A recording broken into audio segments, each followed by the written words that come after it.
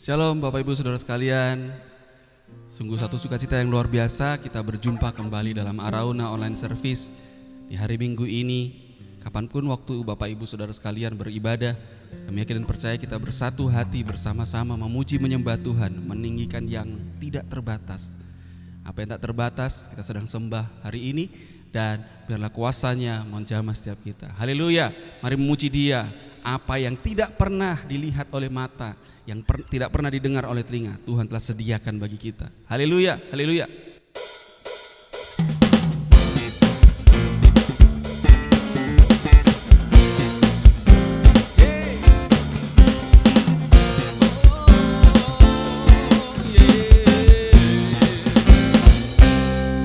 Apa yang tak pernah dilihat mata, tak pernah didengar telinga, yang tak pernah timbul di dalam hati, semua disediakannya bagi yang mengasihi Dia. Oh, apa yang tak pernah dilihat mata, tak pernah didengar telinga, yang tak pernah timbul di dalam hati, semua disediakannya bagi yang mengasihi Dia. Allah sanggup, Allah sanggup melakukan segala perkara, dulu, sekarang, dan selamanya. Kuasanya tidak berubah. Allah sanggup melakukan segala perkara, dulu, sekarang, dan selamanya. Kuasanya tak berubah.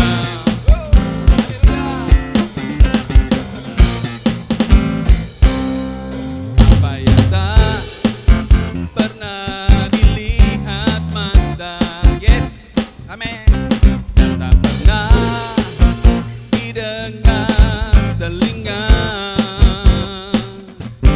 yang tak pernah timbul di dalam hati, semua disediakannya bagi yang mengasihi Dia. Allah sanggup, Allah sanggup melakukan segala perkara, dulu, sekarang, dan selamanya. Kuasanya tidak berubah. Allah sanggup melakukan segala perkara, dulu, sekarang, dan selamanya. Kuasanya tak berubah. Oh, Allah sanggup melakukan segala perkara. Mari katakan dengan iman, sekarang dan selamanya. Kuasanya tidak berubah. Allah sanggup melakukan segala perkara, dulu, sekarang, dan selamanya. Kuasanya tak berubah. Oh, Allah sanggup melakukan segala perkara, dulu, sekarang, dan selamanya. Kuasanya tidak berubah. Allah sanggup melakukan segala perkara, dulu, sekarang, dan selamanya. Kuasanya tak berubah. Dulu, sekarang, dan selamanya. Dulu, sekarang, dan selamanya. Dulu, sekarang, dan selamanya. Kuasanya tak berubah. Haleluya, haleluya. Dia tidak berubah. Amin.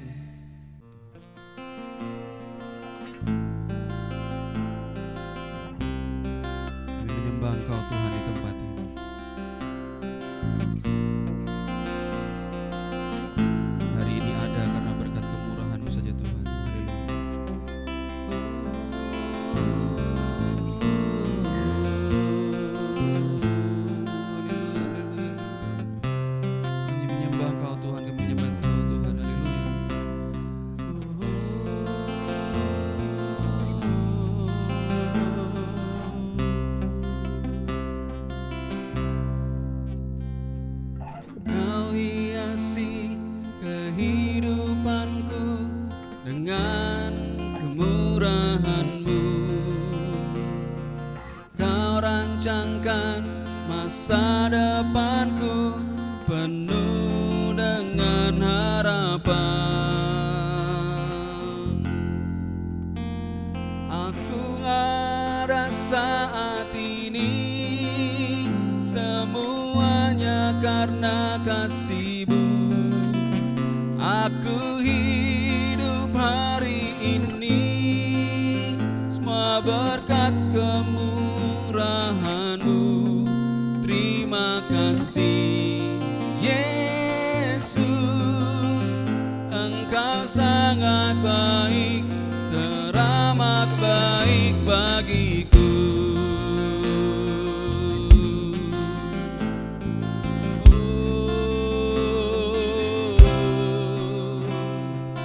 Kau hiasi kehidupanku dengan kemurahan-Mu. Kau rancangkan masa depanku penuh dengan harapan. Kau hiasi kehidupanku dengan kemurahan-Mu. Kau rancangkan masa depanku penuh dengan harapan. Aku ada saat ini, semuanya karena kasih-Mu. Aku hidup hari ini, semua berkat kemurahan-Mu. Terima kasih Yesus, Engkau sangat baik, teramat baik. Aku ada saat ini, semuanya karena kasih-Mu. Aku hidup hari ini, semua berkat kemurahan-Mu.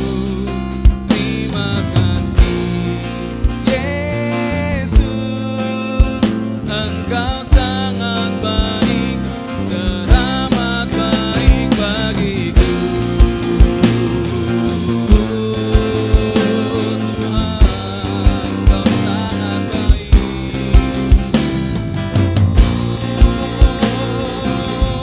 Engkau sangat baik, Tuhan.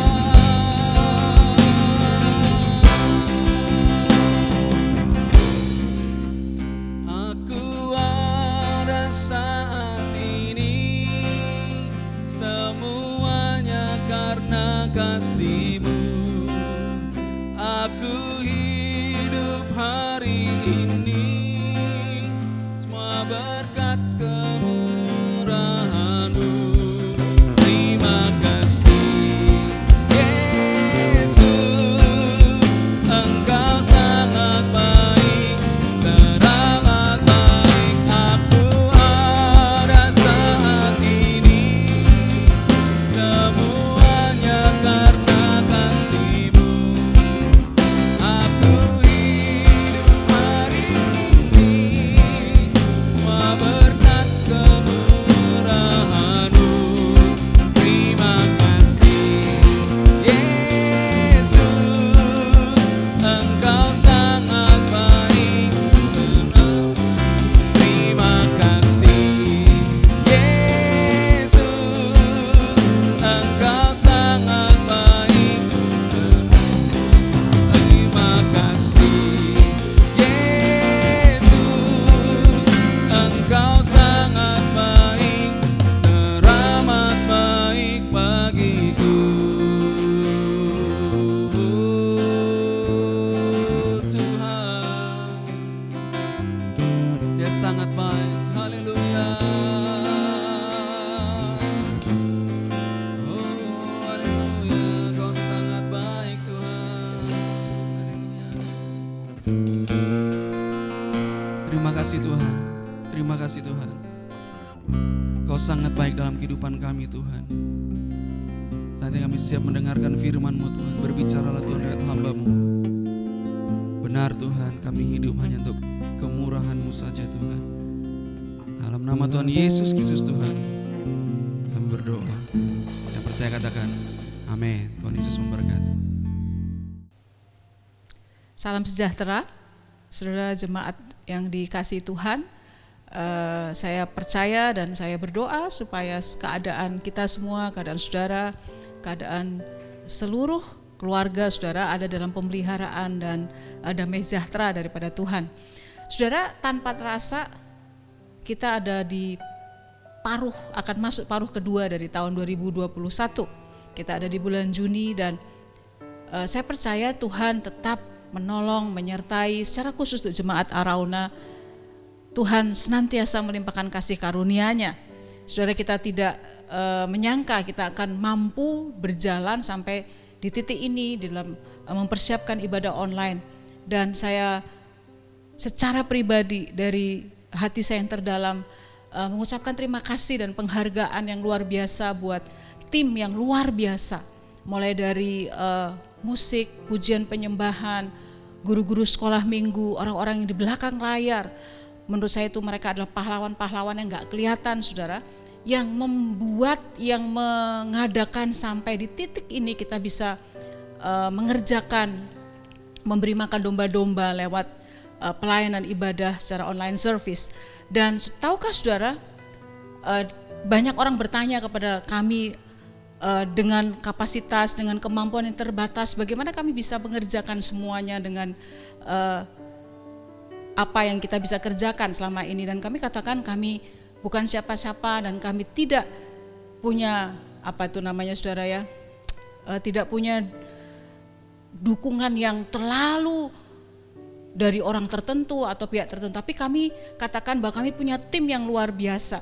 Dan tahukah saudara, sampai di titik ini seperti yang minggu lalu Bapak Gembala sampaikan, kita rekaman dengan 2 kamera yang dipinjamkan oleh orang-orang yang memang rindu memperlengkapi gereja Arauna.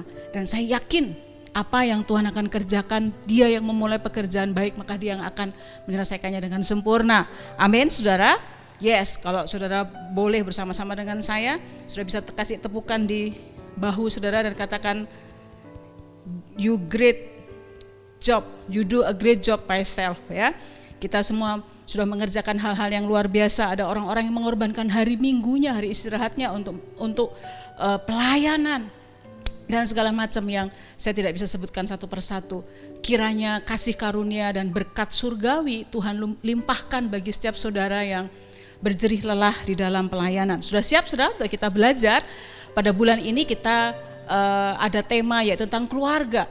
Saya menyarankan untuk saudara mendengar berulang ya, atau share ke banyak orang khotbah Bapak Gembala di minggu pertama. Itu luar biasa yang menjadi fondasi untuk selama bulan Juni ini. Sudah siap dengan catatan saudara?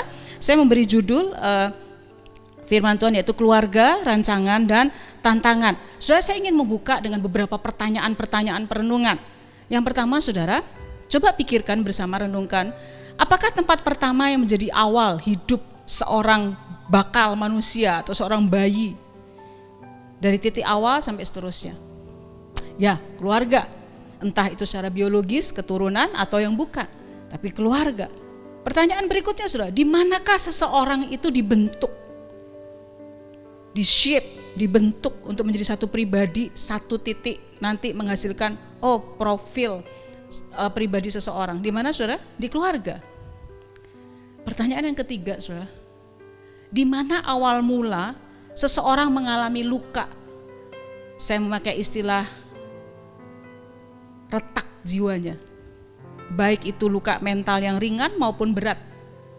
Yes, betul. Juga lewat keluarga. Nah saudara, pertanyaannya, mengapa keluarga menjadi tempat yang begitu penting dirancangkan Tuhan atas manusia? Kalau memang keluarga, lingkungan atau komunitas yang kecil itu menjadi awal mula, bahkan ada banyak luka, ada banyak hal yang sulit akan terjadi dalam kehidupan seseorang, mengapa Tuhan tetap menganggap keluarga begitu penting yang dirancangkan Tuhan untuk manusia? Jawabannya, Tuhan melihat dan memulai karyanya dunia ini memang lewat keluarga saudara. Nah, rancangan Tuhan, saudara, jadi sudah siap dengan catatan ya? Judulnya keluarga, rancangan, dan tantangan. Nah, rancangan Tuhan, keluarga merupakan satu lembaga yang penting untuk rencananya secara keseluruhan bagi bumi, bagi dunia ini bisa terjadi. Keluarga dimulai dan dibentuk Tuhan setelah Dia menyelesaikan semua proses penciptaan bumi dan isinya dengan sempurna. Tuhan melihat bahwa apa yang diciptakan itu, Alkitab mencatat, sungguh amat baik. Tuhan tidak memberikan dunia atau bumi ini dalam keadaan kacau balau, tetapi Tuhan memberikan yang sungguh amat baik. Dari awal kita melihat Tuhan menyediakan yang manusia perlukan, yang keluarga perlukan dengan amat baik. Catat ini baik-baik, saudara. Keluarga diciptakan Tuhan bukan setelah ada dosa. Keluarga diciptakan Tuhan sebelum dosa itu masuk ke dalam manusia. Bahkan Tuhan menyerahkan tugas untuk menamai binatang dan burung-burung di udara itu kepada manusia pertama, manusia pria pertama, yaitu Adam, saudara. Nah, rancangan Tuhan atas keluarga, saudara, yang pertama, saudara, memberikan identitas kepada setiap pribadi. Ya, identitas itu kalau bahasa gampangnya seperti itu, saudara. Identitas itu adalah apa atau mau jadi apa. Contoh, saudara, gelas ini punya identitas, yaitu nantinya akan menjadi sarana alat untuk memudahkan orang minum. Ya, tentunya identitas gelas dengan sendok garpu berbeda. Saya percaya ini menjadi pengertian yang memberkati kita semua, bahwa memberi identitas. Kejadian 2:19 dikatakan seperti ini. Lalu Tuhan Allah membentuk dari tanah segala binatang hutan dan segala burung di udara. Dibawanya lah semuanya kepada manusia itu untuk melihat bagaimana ia menamainya. Dan seperti nama yang diberikan manusia itu kepada tiap-tiap makhluk yang hidup, demikianlah nanti apa, saudara, nama makhluk itu. Jadi, saudara, manusia pertama Adam diberi kuasa untuk apa, saudara? Memberi nama tiap binatang dan segala burung di udara. Apa yang dilihat Adam dan dikatakan Adam, Alkitab mencatat, maka demikianlah nama makhluk itu. Saya pakai istilah yang agak kontroversial, saudara. Buat saya ini seperti penciptaan tahap kedua yang dikerjakan, yang diberikan mandat oleh Tuhan kepada Adam. Apa yang dilihat oleh manusia pertama Adam dan diberi nama, jadilah nanti makhluk itu seperti itu. Jadilah nama makhluk seperti, kalau ada binatang hidungnya panjang, telinganya lebar, besar, gajah, elephant, itu akan jadi seperti itu. Amin, saudara. Jadi proses identitas itu terjadi sejak awal yang dikerjakan oleh kepala keluarga pertama di muka bumi ini. Memberi nama, saudara, merupakan sebuah proses memberi identitas. Catat ini. Jadi nama itu gambaran sebuah proses memberi identitas, yang pertama. Yang kedua, memberi ciri. Dan yang ketiga, memberi masa depan akan apa yang terjadi, akan apa yang akan ada. Saudara, saya mau katakan seperti ini, sebagaimana nama itu dikatakan, maka jadilah seperti itu. Pertanyaan saya, pertanyaan perenungan kita saat ini, poin pertama. Nama apa, identitas apa yang akan kita katakan untuk kondisi, keadaan keluarga kita, pribadi lepas pribadi. Apa yang kita ucapkan, apa yang kita katakan untuk memberi identitas, memberi ciri, memberi masa depan di dalam keluarga kita. Kita namai apa pasangan kita, kita namai apa orang tua kita, anak-anak muda, anak-anak youth. Kita namai apa anak-anak kita. Kita namai apa anggota atau bagian keluarga kita yang lain. Ini juga berlaku bagi keluarga spiritual, keluarga rohani. Kita beri nama apa, itu menjadi identitas. Yang kedua, saudara, rancangan Tuhan adalah mengusahakan dan memelihara. Katakan bersama-sama, 2, 3. Mengusahakan dan memelihara. Kejadian 2 ayat 15. Tuhan Allah mengambil manusia itu dan menempatkannya dalam Taman Eden untuk mengusahakan dan memelihara taman itu. Jelas sekali, mengusahakan dan memelihara. Tuhan menetapkan kemampuan ilahi atas kepala keluarga pertama Adam dan keluarga pertama di Taman Eden untuk mengusahakan dan memelihara, saudara. Mengusahakan dan memelihara. Kata mengusahakan dan memelihara itu dalam terjemahan lain dijelaskan sebagai meningkatkan, cultivate, menaikkan, menjadikan sesuatu lebih baik, menjaga, memelihara agar ada di kondisi yang baik, terbaik dan aman.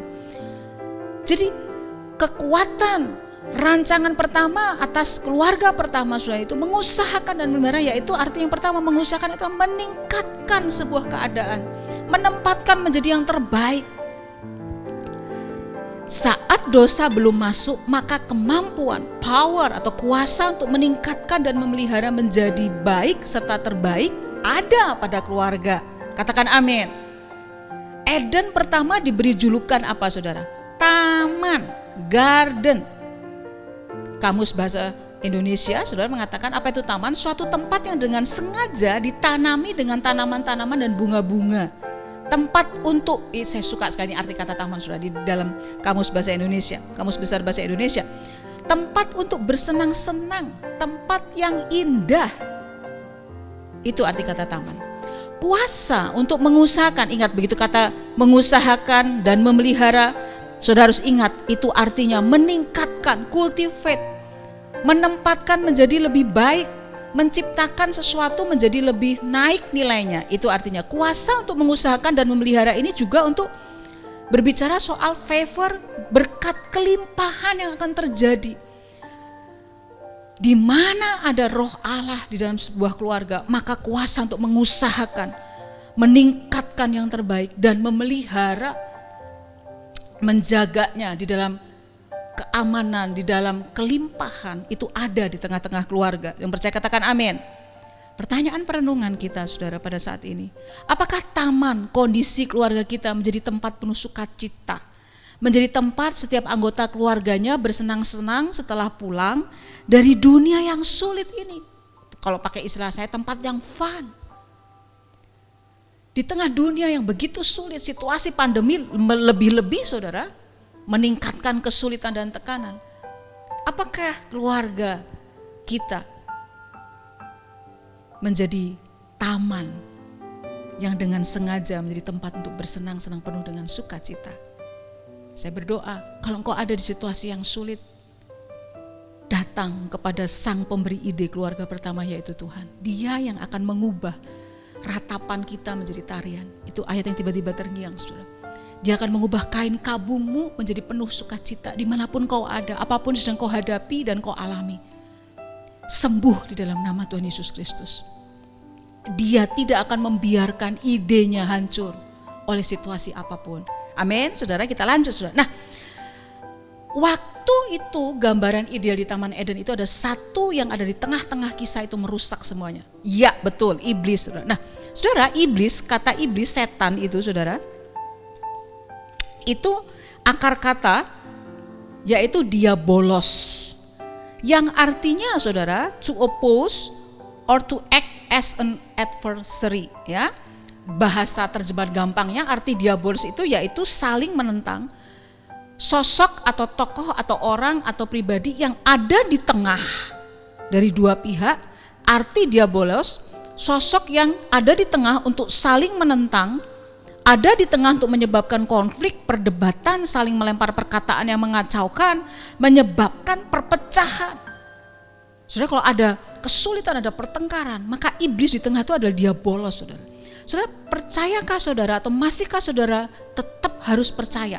Percaya nggak percaya harus percaya. Alkitab katakan musuh saya dan saudara bukan darah dan daging, bukan anggota keluarga, baik secara jasmani atau rohani, ya, keluarga rohani juga. Tetapi musuh kita adalah kekuatan jahat di udara, iblis, setan itu, yang memakai, saudara, saya catat di catatan saya, ingat lawan kita yang abadi dari sejak penciptaan dunia ini adalah iblis. Bukan darah dan daging, bukan orang, keluarga, pasangan atau rekan-rekan kita. Iblis bekerja lewat bentengnya di dalam pikiran, perhatikan. Jadi iblislah yang bekerja dalam pikiran, sistem berpikir seseorang yang hidupnya dalam daging, tidak menyerahkan kehendaknya kepada pikiran ilahi di dalam cara berpikir Kristus, saudara. Miliki pikiran Kristus itu, Alkitab katakan, orang-orang yang kompromi dengan cara dunia, orang-orang yang tidak dewasa secara mental dan roh, saudara. Iblis, si ular itu, saudara, Alkitab menjelaskan identitasnya apa? Bukan bodoh-bodoh, gitu, enggak. Tapi identitasnya cerdik, sangat pandai. Musuh keluarga iblis itu kecerdikan dan kepandaiannya tidak tapi sayang saudara, kecerdikan dan kepandaian tidak ditaklukkan di bawah pikiran yang bertobat. Nah, kemudian kekuatan ini dipakai menjadi kekuatan yang merusak dimanapun berada. Saya mau katakan secara khusus buat anak-anak muda, anak-anak youth, anak-anak remaja. Hati-hati dengan orang-orang di sekitarmu yang diizinkan dekat dan memberi masukan nasihat. Ada orang-orang yang dipakai karena ketidakdewasaannya. Jadi iblis ada lawan kita, lawan musuh dari keluarga. Kita sedang terus ada di medan pertempuran rohani, saudara, peperangan rohani. Ada orang yang lewat perkataan nasihat, saran-saran yang menyesatkan, yang membuat jauh dari keluarga dan orang tuamu. Saudara, setiap pribadi yang membuat jarak di dalam sebuah hubungan, kita perlu doakan itu, saudara. Itu ada kuasa diabolos yang menyesatkan, sehingga hubungan menjadi pecah, hubungan menjadi terganggu. Mari satukan doa kita, satukan hati kita, menghancurkan setiap pekerjaan, kuasa kegelapan atas keluarga, keluarga jasmani, keluarga rohani. Yang percaya katakan amin. Amin, saudara. Nah, apa yang iblis kerjakan? Apa yang terjadi masa penciptaan? Di kitab Kejadian itu sampai hari ini masih terus iblis kerjakan. Masih terus yang menjadi tantangan. Ya, ada 3 bagian, keluarga, rancangan, dan tantangan, menjadi tantangan. Ya, saudara. Kejadian 3 ayat yang pertama, saya berharap saya tidak terlalu cepat untuk berbicara dan sudah bisa mencatat ya. Kejadian 3 ayat pertama. Adapun ular ialah yang paling cerdik dari segala binatang di darat yang dijadikan oleh Tuhan Allah. Ular itu berkata kepada perempuan itu, Hawa, ya. Tentulah Allah berfirman, semua pohon dalam taman ini jangan kamu makan buahnya, bukan? Kita tahu sampai di titik ini penyesatan, saudara. Tidak seperti itu, bukan? Lalu saat perempuan itu kepada ular itu, nah, sayangnya Hawa diskusi. Iblis, ular itu diajak chatting, saudara, diajak diskusi.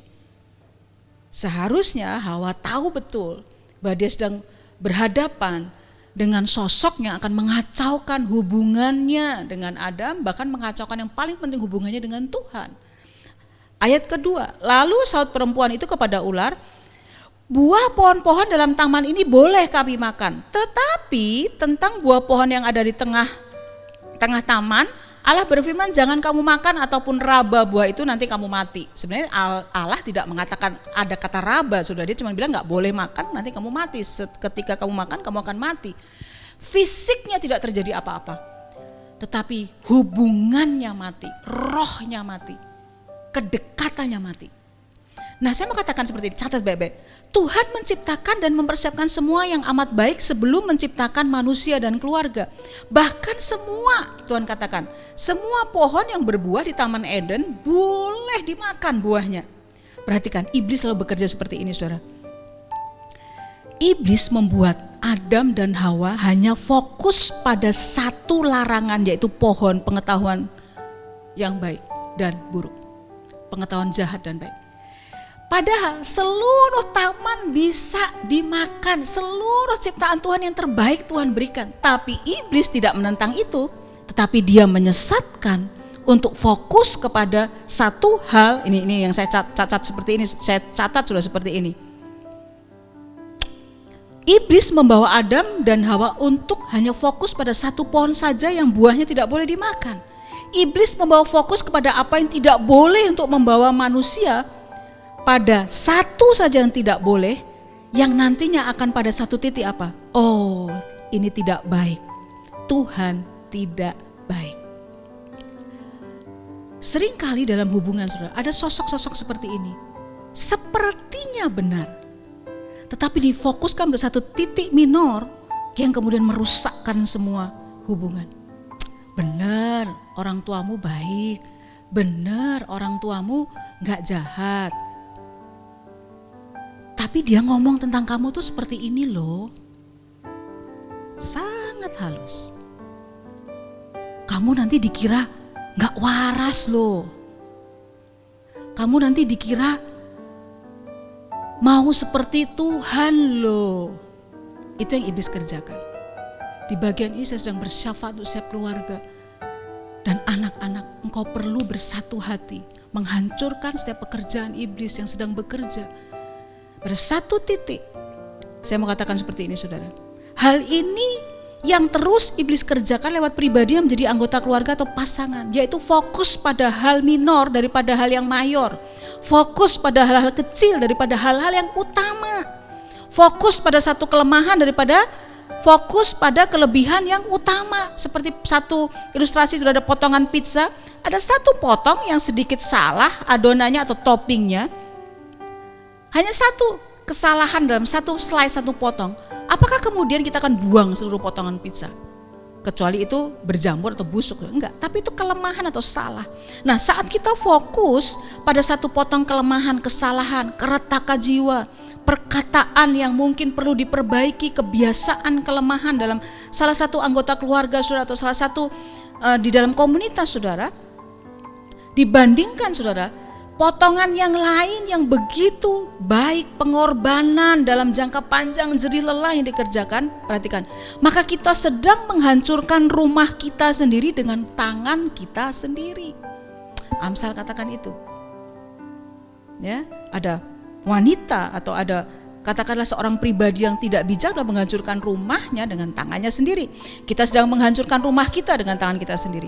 Keluarga adalah rumah kita sendiri. Selemah atau seburuk apapun keluarga kita, maka kita adalah kehendak Tuhan yang sempurna untuk membentuk dan mempersiapkan kita bagi rencana Tuhan. Setidak sempurna, seluka apapun sebuah keluarga, waktu kita benar menghadapinya bersama Tuhan itu dipakai menjadi salah satu alat dan proses untuk rencana Allah yang besar. Yang percaya katakan amin. Pertanyaan perenungan, apakah kita lebih banyak fokus pada kelemahan seseorang, kelemahan pasangan, kelemahan orang tua, kelemahan anak kita, lebih daripada merayakan dan menikmati kekuatan kelebihan mereka? Saudara, di anak-anak sekolah minggu, saya sharing kepada mereka dan memberi tugas untuk mereka buat praise report, ya, laporan pujian, laporan yang dirayakan. Saya berdoa mulai minggu ini di setiap keluarga ada laporan yang dirayakan. Rayakan sesuatu yang berhasil, rayakan sesuatu yang menjadi kelebihan. Jangan terulang seperti yang di Taman Eden. Semua taman baik, semua taman bisa dimakan, hanya satu saja enggak. Tapi itu yang jadi fokus, sehingga kita kehilangan sukacita, kehilangan yang lain. Soalnya dalam catatan saya katakan seperti ini, gagal jadi anak akan gagal jadi suami istri. Suami atau istri nanti di masa depan. Pribadi-pribadi yang masih gagal dalam sembuh terhadap keluarga akan bermasalah nanti jika menjadi seorang suami, seorang istri, atau seorang menantu, seorang mertua. Ya, bukan harus sempurna, saudara. Karena kita nggak ada sempurna. Saya juga nggak sempurna. Karena tidak ada orang yang sempurna. Tetapi belajar untuk utuh. Apa itu utuh? Terbuka dan terus rela untuk sembuh. Dari pemulihan kepada pemulihan. Kejadian 3 ayat 9, mari sudah kita baca ayat ini, terus kita akan melangkah. Tetapi Tuhan Allah memanggil manusia dan berfirman kepadanya, di manakah engkau? Ia menjawab, ketika aku mendengar bahwa engkau ada di dalam taman itu, aku menjadi takut karena aku telanjang, sebab aku ini bersembunyi. Saudara perhatikan, setelah ada dosa masuk, tidak ada yang berubah dalam fisik mereka. Tetapi yang berubah adalah, perhatikan ini, muncul. Ada 3 hal yang selama di Taman Eden tidak pernah muncul, tapi setelah dosa masuk, setelah hal yang salah masuk, ada 3 hal yang muncul, yaitu takut, aku menjadi takut, malu, aku menjadi telanjang dan kemudian menutupi, dan bersembunyi. Perhatikan ya saudara, yang kekasih, di mana ada ketakutan, maka di situ tidak ada kasih, saudara. Kalau saudara takut dengan orang tua saudara, saudara takut dengan satu figur, maka kasih tidak ada di situ. Bahkan mendidik anak, parenting yang sehat juga adalah bukan berdasarkan pada rasa takut, tetapi harus dibungkus di dalam kasih. Di kali berikutnya saudara, kali ini judulnya adalah keluarga, rancangan dan tantangan. Di kali berikutnya saya akan banyak membahas tentang keluarga dan menaklukkan tantangan itu, khususnya juga untuk bagaimana parenting, bagaimana kita mendidik anak-anak kita sesuai dengan kasih di dalam Tuhan. Saat seorang takut artinya ada kasih yang hilang. Apa itu kasih, saudara? Saudara buka di 1 Korintus 13. Waktu tidak ada kesabaran, tidak ada kemurahan hati, apa itu? Ada kecemburuan, tidak ada kasih. Apa itu kasih? Kasih itu secure, rasa aman. Kasih itu menutupi segala sesuatu dikatakan. Ya, kembali lagi. Ya, tidak melihat satu titik yang buruk atau satu titik yang negatif kemudian merusakkan semua hal yang baik. Rasa malu itu berbeda dengan duka cita pertobatan. Catat ini baik-baik. Rasa malu berbeda dengan duka cita pertobatan. Malu itu fokus pada diri sendiri. Rasa malu itu bukan dari Tuhan. Di mana ada rasa malu yang tidak diselesaikan, maka akan muncul usaha untuk menutupinya dan justru akan menimbulkan masalah yang besar, lebih besar dan akan semakin merusak. Jika terus dibiarkan, maka malu yang tidak diselesaikan akan menjadi fase bersembunyi, menutup diri. Sudah dalam pengalaman pelayanan, orang-orang yang tidak beres, orang-orang yang tidak menyelesaikan peristiwa atau luka atau rasa malu yang begitu dalam, maka itu seperti ragi yang akan merusak semua hal. Di titik inilah biasanya, saudara, seseorang akan lebih jauh di dalam hubungan, ya, karena tidak ada kasih, ada ketakutan, sembunyi, tidak berani bersama-sama lebih dekat. Dan biasanya di sinilah letak seseorang kemudian mencari pelarian kepada hal-hal yang mengisi kesenangan sesaat. Ada adiksi, ya, ada drugs, ada apapun itu, pornografi, itu karena seperti ini yang tidak diselesaikan. Apakah kita mau, saudara? Pertanyaan perenungan. Apakah kita mau untuk disembuhkan lewat berani terluka dalam hubungan? Seringkali luka karena kebenaran, perhatikan itu, justru menyembuhkan bagian-bagian yang tersembunyi yang menjadi penghalang untuk hubungan yang manis dan dekat. Seorang tua yang baik, ya, orang tua yang baik, mereka yang tidak tanpa tedeng aling-aling, membimbing, mengatakan kebenaran sekalipun untuk menyakitkan, untuk menyembuhkan. Nah, saya hampir sampai di akhir khotbah saya, saudara. Nah, obatnya apa, saudara? Ya, salah satunya yaitu kedekatan. Catat baik-baik, kedekatan. Kedekatan itulah pintu masuk untuk terciptanya taman dalam sebuah hubungan. Saat kita dekat, maka akan dengan mudah kita akan saling mengisi satu dengan yang lain. Terus saya memberi ilustrasi, kalau ini ada gelas, saudara. Kalau saya mau mengisi gelas ini dengan gelas ini yang isinya cairan atau minuman yang indah, yang lesat begitu, saudara, ya, maka apa yang terjadi? Saya harus dekatkan ini dan saya tuangkan ini. Tidak akan bisa gelas ini, saudara, mengalir dengan baik dan diterima dengan baik kalau ini jauh. Saya nangkep maksud saya? Tidak bisa, tumpah semuanya. Kedekatanlah yang memampukan untuk kita bisa mengisi, memberikan hal-hal yang baik, memberikan nasihat, koreksi. Tanpa kedekatan kita nggak bisa mengalirkan hal-hal yang baik, yaitu ilustrasi, saudara. Kita tidak mungkin mengisi, apa itu mengisi? Memberi masukan, membangun satu sama lain, bahkan menegur atau menyatakan kesalahan. Vulnerable. Hubungan yang indah itu bukan hanya yang manis-manis, yang muji, saudara. Enggak. Ada koreksi. Saya konsentrasi untuk menjadi coach, menjadi mentor bagi orang-orang yang atau anak-anak rohani yang rela diri terbuka. Kenapa? Karena ini penting. Yang ada adalah seperti air yang dialirkan, mengisi, menjadi tumpah terbuang percuma kalau tidak ada kedekatan. Jika itu dalam hubungan keluarga, saudara, maka hal-hal baik, perkataan nasihat, masukan yang diperlukan justru akan terbuang percuma, gak bisa diterima karena gak ada kedekatan. Perhatikan, saudara, waspadalah kepada apapun dan siapapun yang membuat kedekatan hubungan menjadi terganggu dan renggang. Karena di mana ada kemurnian dan kasih, selalu akan saling membangun, saling memulihkan, saling mendekatkan, jauh melebihi.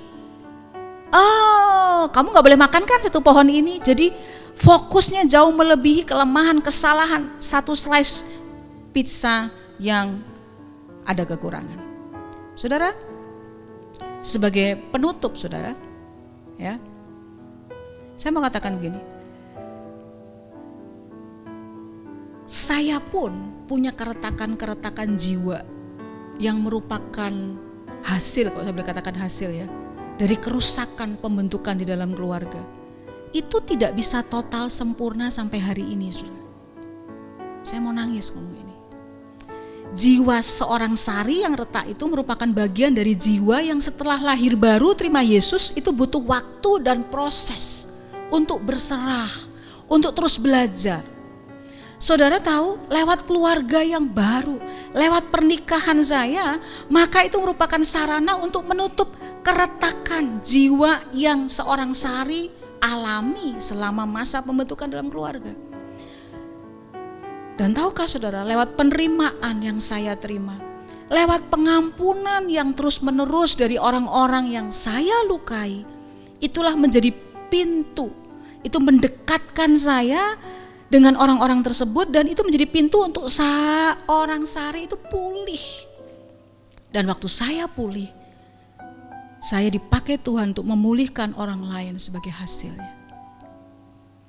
Ada orang-orang yang menginvestasikan kasih, sekalipun mereka melihat keretakan-keretakan jiwa saya. Mereka melihat keretakan itu. Dan mereka memilih untuk menempel keretakan itu dengan kasih, kedekatan, dan pengampunan. Bayangkan jika proses ini berhenti. Kalau retak dibuang aja, ditolak aja, maka tidak akan muncul bejana baru yang dibentuk kembali di tangan seorang penjunan. Bejana itu bisa rusak saudara di tangan penjunan. Saya ngalami itu. Tetapi tetap di tangan penjunan. Lewat orang-orang, lewat keluarga jasmani terutama dan juga keluarga, itu dibentuk kembali menjadi satu bejana yang baru yang membawa kemuliaan. Pertanyaan perenungan saya, apakah saya dan saudara mau dipakai Tuhan menjadi emas yang teruji untuk menutup retakan-retakan di sebuah bejana, sehingga menjadi bejana yang berharga, bejana lain yang berharga, sehingga menjadi bejana yang berharga dari bejana yang retak itu. Saudara lihat gambar itu. Ada sebuah seni yang namanya kintsugi. Kintsugi, saudara, adalah jenis kesenian yang cukup unik dari negara Sakura, negara Jepang. Bukan membuat kerajinan tangan, ya, membuat keramik, kerajinan tangan, tapi cabang seni yang satu ini justru memperbaiki kerajinan tangan yang rusak dengan cara yang nggak biasa. Biasanya barang pecah belah yang retak itu direkatkan dengan seperti larutan lem. Semakin samar, semakin gak kelihatan, ditutupi itu retakan akan semakin baik. Namun kintsugi merupakan seni yang justru menggunakan emas yang berharga agar pola retakan itu kelihatan, tidak ditutupi, bahkan kentara. Penggunaan bahan dan warna yang mencolok itu bertujuan untuk menjadikan, perhatikan ini saudara, kerusakan di bejana itu menjadi bagian dari sejarah berharga benda itu sendiri. Adakah engkau saat ini merupakan bejana-bejana yang retak seperti yang saya ceritakan? Jadi utuh, jadi terbuka dan pulih lewat keluarga. Kalau engkau gak punya keluarga jasmani, ada keluarga rohani yang akan mengerjakan sehingga bejana hidupku dan hidupmu menjadi seni kintsugi yang justru harganya lebih mahal dari waktu bejana ini masih asli dan tidak ada retakan. Tahukah saudara bahwa Tuhan kita adalah sang penjunan yang agung, yang akan tetap mengambil bejana yang retak itu, menaruh darah Yesus korban salib untuk menjadikan kita pulih, berharga. Mari kita tundukkan kepala.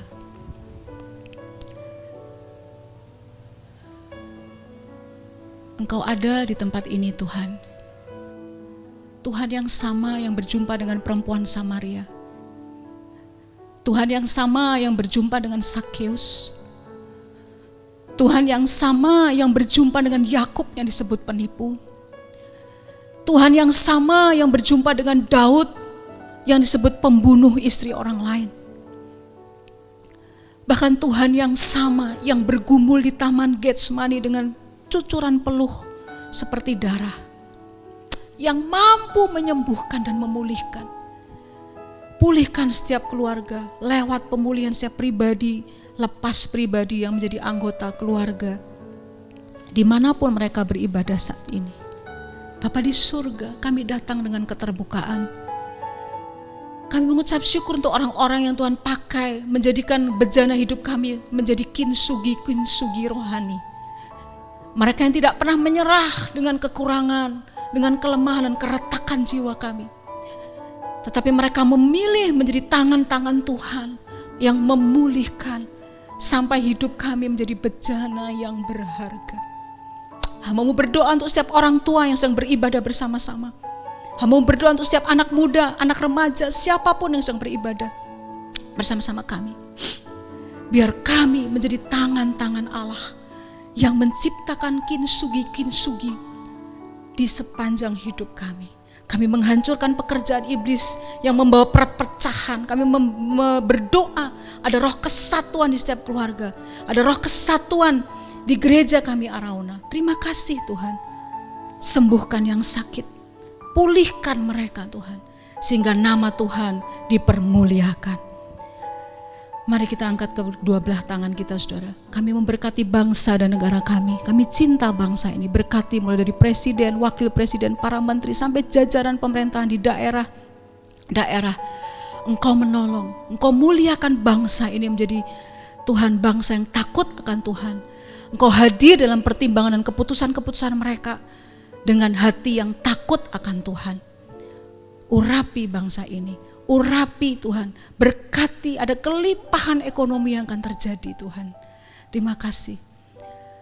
Saat ini saudara-saudara angkatlah kedua belah tanganmu dan terima berkat. Kiranya berkat Allah Bapa, penghiburan, pertolongan dari Yesus Kristus Tuhan kita, dan persekutuan yang manis dengan Roh Kudus mengalir dalam kehidupan saya dan saudara. Sehingga saya dan saudara kemanapun kita pergi, kemanapun kau pergi menjadi berkat, diberkati untuk menjadi berkat. Menjadi tanaman yang ditanam di tepi aliran air yang tidak pernah kering daunnya, yang menghasilkan buah yang lebat, yang menjadi berkat bagi banyak orang. Di dalam nama Tuhan Yesus Kristus, semua yang percaya katakan, amin. Tuhan memberkati.